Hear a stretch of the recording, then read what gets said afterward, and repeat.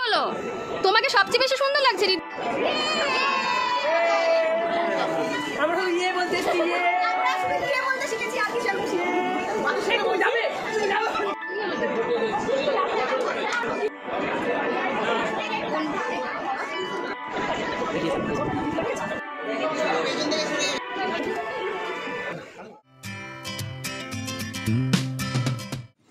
Hello everyone, welcome back to my channel. আমি সুচরিতা তোমাদের জন্য নিয়ে চলে এসেছি আরও একটি নতুন ব্লগ নিয়ে। আজকে কিন্তু ব্লগটা কিন্তু খুব ইন্টারেস্টিং হতে চলেছে, তো তোমাদের জন্য কিন্তু আরও ইন্টারেস্টিং হতে চলেছে। তো ফাইনালি এই হলো আজকে আমার আউটফিট। এবার আসি এত খুশি কেন আর কোথায় যাব বলে এখন রেডি হয়েছি। যেখানে যাব সেখানে প্রায় অনেক দিন পরে যাচ্ছি, জন্য আমি খুব খুশি। আর পুরনো মানুষদের সাথে দেখা হবে, তার চেয়ে বড় আনন্দ আর কী হতে পারে, তাই না? তোমাদের কার কার এরকম ফিলিংস আসে সেটা কিন্তু অবশ্যই কমেন্ট বক্সে জানিও। দেখো, গল্প করতে করতে কিন্তু আমরা বেরিয়েও পড়েছি। এখন আমরা কাঁসাই নদী পার হচ্ছি।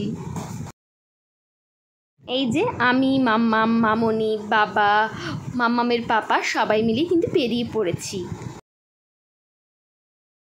হ্যাঁ, আমরা যাচ্ছি মেদিনীপুরে আমার মামা বাড়িতে।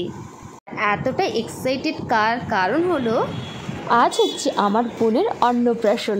সবচেয়ে ছোট বোন, ভাবা যায় আমি আমার বোনের অন্নপ্রাশনে খেতে এসেছি। যাই হোক, চলো বক বক না করে একদম ভেতরে ঢোকা যায়। অনেক কিন্তু মজা। মামাম তো সবসময় রেগে থাকে, যেহেতু ওর ছোট্ট বোনকে আমি কোলে নিয়েছি সেজন্য বোনটাকে একটু মেরে দিল। দেখো কীরকম বদমাইশ হয়েছে। দুষ্টুমি করতে করতে কিন্তু সোজা চলে এসেছে মকটেলের স্টোরে। মকটেলের ঠিক পাশেই হয়েছে পানের স্টল। এবার চলো তাহলে যার সাথে দেখা করতে এসেছি তার সাথে তোমাদের ইন্ট্রোডিউস করে দিই। ছোট্ট মাসিমণি যেখানে বসবে সেই জায়গাটাও কিন্তু খুব সুন্দর করে সাজানো হয়েছে, দেখতেই পেলে। দিদুনের ছবি তো তোমাদের দেখালাম।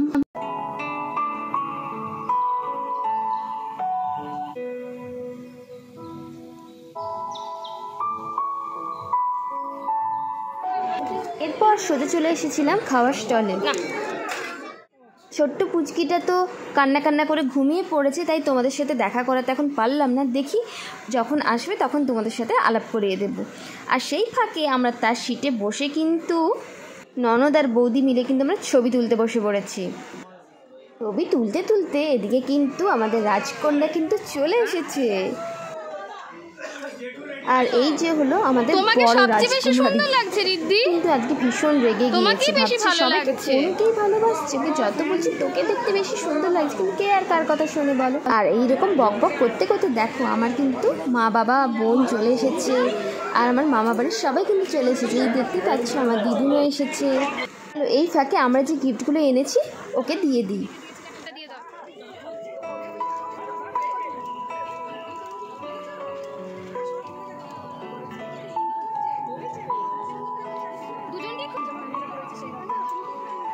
এই যে আমার বড় মাইমা, মামা, ভাই সবাই চলে এসেছে। আর এদিকে ছোটো মামা, দিদুন রয়েছে।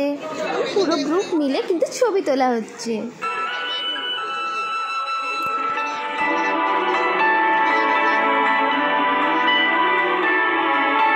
এদিকে কিন্তু ছোট্ট সোনার মুখে ভাতের আয়োজন কিন্তু শুরু হয়ে গিয়েছে।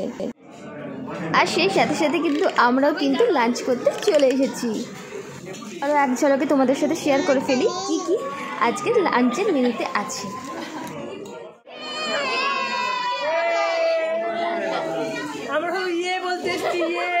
দেখো, সব ভাই বোনেরা একসাথে হলে কীরকম পরিবার মজাটা হয়, তোমরাই শুধু দেখো।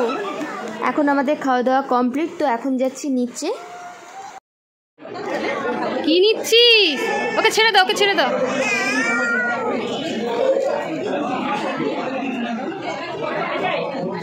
এদিকে মামাম তার আরও এক মাসিমণিকে পেয়ে গিয়েছে। ওকে বলছি চল বাড়ি চল, কিন্তু ওই যে তার ডিউটি আছে, ওই অজুহাত দেখিয়ে দিল আমায়।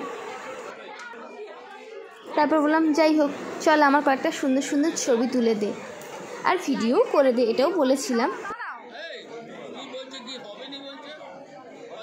এই নে ধর, অনেক আমার ছবি তুলে দিয়েছিস, একটু ঠান্ডা ঠান্ডা খা। ও মা, বাড়ি এসে দেখি শুধু ভিডিওই করে দিয়েছে। যাই হোক, খাওয়া দাওয়া আমাদের সবার কমপ্লিট, এখন ফিরবো বাড়ি। চলো আর ব্লগটা আমি শেষ করব। তোমাদের আজকের ব্লগটা কেমন লাগলো তা অবশ্যই কিন্তু লাইক কমেন্ট করে জানিও। ভালো লাগলে অবশ্যই ভিডিও ফাইনালি দেখা হচ্ছে নতুন কোনো ব্লগে। ততক্ষণ অবধি তোমরা সবাই খুব ভালো থেকো, সুস্থ থেকো। আর এই যে মাম্মাম গাড়ি ভর্তি করে বেলুন নিয়ে বাড়ি ফিরছে। বাই, সবাই তোমরা খুব ভালো থেকো, সুস্থ থেকো।